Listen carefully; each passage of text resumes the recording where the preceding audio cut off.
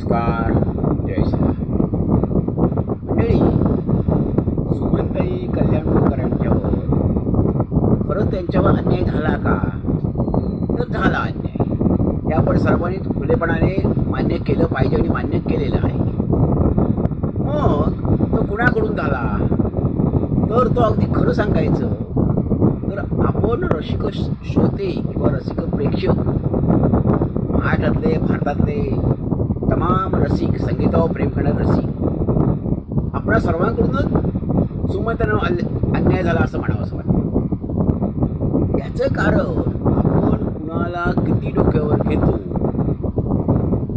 आणि त्यावेळेला गुन्हे कलावंताकडे आपण किती दुर्लक्ष करतो ह्याची एक नव्हे तर अनेक उदाहरणं आहेत. त्यावेळी आपल्याला भान नसतं. सरकारचंही असंच आहे की सरकारही एकाला डोक्यावर घेतं. मग त्यावेळी त्यांना समाजामध्ये अन्य कुणी कलावंत आहेत, कुणी लेखक आहेत, कुणी कवी आहेत, असे अनेक नवनवीन कुणी कलावंत असतात, लेखक असतात, कवी असतात, कवयित्री असतात, कलाकार असतात, उद्योजक असतात, अनेक क्षेत्रातले. पण त्यांच्याकडे सरकारचं लक्ष जात नाही आहे. सरकार किंवा समाज किंवा ह्या संस्था ह्यांना फक्त एकच दिसत असतो. त्यावेळी हे सर्वजण एकाला डोक्यावर घेतात. अशा वेळेला अनेक समाजामध्ये अनेक असणारे तितक्याच ताकदीचे, तितक्याच तोलामोलाची, तितकीच प्रतिभा, तितकीच कल्पनाशक्ती, तितकीच बुद्धिमत्ता असलेले उपेक्षित राहतात, वंचित राहतात. हे असं घडत असतं. ह्याच्यावर समाजाने विचार करण्याची गरज आहे, सरकारने विचार करण्याची गरज आहे. आता सुमनताईंच्या बाबतीत असं झालं की सुमनताई गायला लागल्यावर ही दुसरी लता मंगेशकर असंच म्हटलं गेलं. तिथेच तोच सुमनताईंचं खरं सांगायचं तर एक प्रकारचं ते अवमूल्यन होतं, तो एक प्रकारचा अवमान होता, प्रत्यक्ष अप्रत्यक्षपणे. बरं, तुलना ही कधी चुकीचीच. याचं कारण दुसरी लता मंगेशकर जर म्हटलं सुमनताईंना तर लता मंगेशकर कधी श्रेष्ठ ठरतात सुमनताईंपेक्षा. लता दिदी या महान गायिका होत्या, महान साधक. तो विषय वेगळा, त्यांची महान साधना आहे, समर्पण आहे, संगीत क्षेत्रामध्ये योगदान आहे, तो भाग वेगळा झाला. पण सुमनताईच्या बाबतीत म्हटलं गेलं तर सुमनताईंना दुसरी लता मंगेशकर का म्हणावं? ह्याचं कारण सुमनताई ह्या लता दिदींच्या इतक्या ताकदीच्या गायिका होत्या, इतक्या थोर गायिका होत्या, इतक्या श्रेष्ठ गायिका होत्या, ते कुठेही कणभरही कमी नव्हत्या. उलट पक्षी सुमनताईंकडे अहंकार नव्हता, अहंभाव नव्हता, मीपणा नव्हता, हावरटपणा, लोभीपणा, हव्यास, मोठेपणा मिरवणं हे काही त्यांच्याकडे नव्हतं. मत्सर, दुस्वास, कटुता, दबाव टाकणं हे काही त्यांच्याकडे नव्हतं. त्यामुळे तीच एक महत्त्वाची गोष्ट आहे की जेव्हा सुमनताई असतील किंवा अन्य कुणी असेल तेव्हा त्यांना दुसऱ्याची उपमा देणं म्हणजे तुम्ही आपोआप त्या माणसाला, त्या कलाकाराला दुय्यम मानल्यासारखं आहे. आणि त्याच काळातलं त्याला समांतर असणारं, त्यांच्या बरोबरचे स्थान असणारं अशालाच एकला तुम्ही थेट मोठं मानते आणि एकला दुय्यम समजताय. ही गोष्ट सुमनताईंच्या बाबतीत नक्कीच झाली. दुसरी गोष्ट अशी की महाराष्ट्र सरकारने लता मंगेशकर पुरस्कार काढला, सुरू केला. महाराष्ट्र सरकारने देखील लता मंगेशकर पुरस्कार सुरू केला. आता ठीक आहे, ही चांगली गोष्ट आहे. लता दिदींच्या नावाने पुरस्कार सुरू झाले, ही चांगली गोष्ट आहे. ते कुणाला मिळायला पाहिजे होते?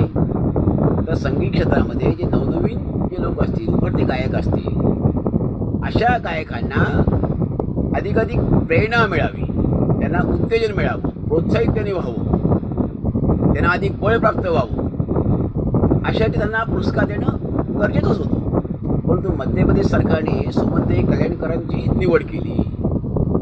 मग सुमनताईंना लता मंगेशकर पुरस्कार दिला.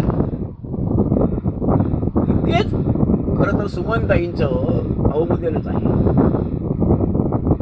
म्हणजे लता मंगेशकर सर्वोच्च स्थानी आणि सुमनताई तिथे कुठेही नाही. त्या त्यांच्यासमोर स्पर्धा करू शकत नाही. लता दीदींच्या नावाचा पुरस्कार सुमनताईंना मिळाला. तोच किस्सा महाराष्ट्र सरकारने गिरवला. महाराष्ट्र सरकारने देखील सुमनताईंना लता मंगेशकर पुरस्कार दिला. तिथेही तसंच झालं. म्हणजे सुमनताईंना तुम्ही काय मानता, किती मानता हे अधोरेखित होतो. तुम्ही त्यांना दुसरी लता मंगेशकर म्हणता, ते एक त्यांचं अवमूल्यन आहे. म्हणजे लता मंगेशकरांच्या बरोबर ते करू शकत नाहीत आणि त्यांच्या लता दीदींच्या नावाचा पुरस्कार देता. म्हणजे सुमनताईंना सरकारने देखील किंवा संस्थांनी देखील, मंडळांनी देखील, आपण देखील, समाजाने म्हणजे काय स्थान दिलं, त्यांना काय सन्मान दिला हे अजून दिसून येतं. लता दीदींना भारतरत्न मिळाला, महाराष्ट्र भूषण मिळाला, अनेक अनेक पुरस्कार मिळाले. मग भारतरत्न पुरस्कार हा जर सुमनताईंना दिला असता तर मग म्हणता आलं असतं, बा आम्ही सुमनताईंना सर्वश्रेष्ठ गायिका मानतो, खऱ्या खुऱ्या गाणं कोकिळा, खऱ्या खऱ्या स्वरसम्राज्ञी आम्ही त्यांना मानतो असं म्हटलं गेलं असतं. पण असं झालेलं नाही आहे. उलट पक्षी सुमनताईंना लता मंगेशकर पुरस्कार प्रदान.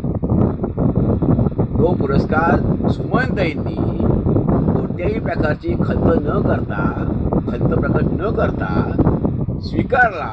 हे सुमनताईंचं मोठेपण आहे. हा त्यांच्या मनाचा मोठेपणा आहे, दिलदारपणा आहे, समजूतदारपणा आहे.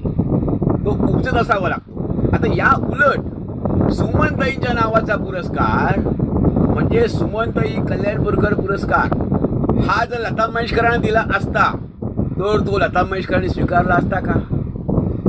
तो पुरस्कार आशा दीदीनं दिला असता, हृदयनाथ मंगेशकरांनी दिला असता तर त्यांनी तो स्वीकारला असता का?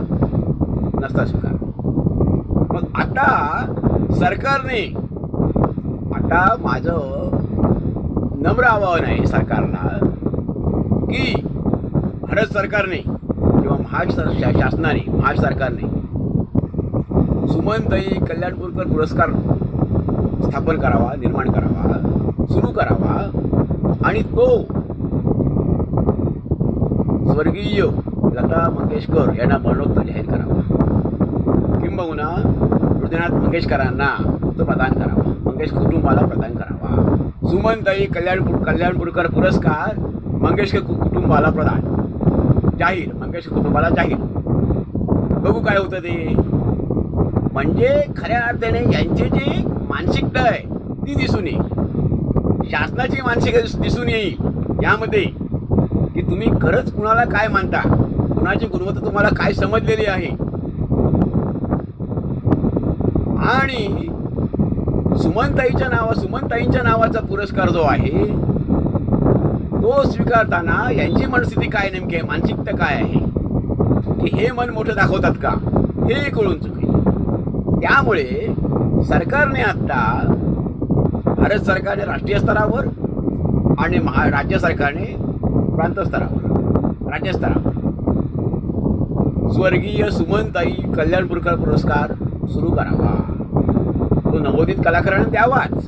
अनेक चांगले नवीन गुणी कलाकार असतील, त्यांची जात पात धर्म पंथ काही न बघता उलट पक्षी ग्रामीण भागाला अधिक प्राधान्य द्यावं, त्यांना द्यावाच. परंतु पहिल्या वर्षीचा जो पुरस्कार असतो, मानाचा पुरस्कार पहिल्या वर्षीचा सुरू करतो तो मंगेशकर कुटुंबाला प्रदान करावा, असं माझं शासनाला नम्र आवाहन आहे. मंडळी, आपल्या यावर काय मत आहे आपण जरूर ऐका द्यावा. धन्यवाद. जय हिंद.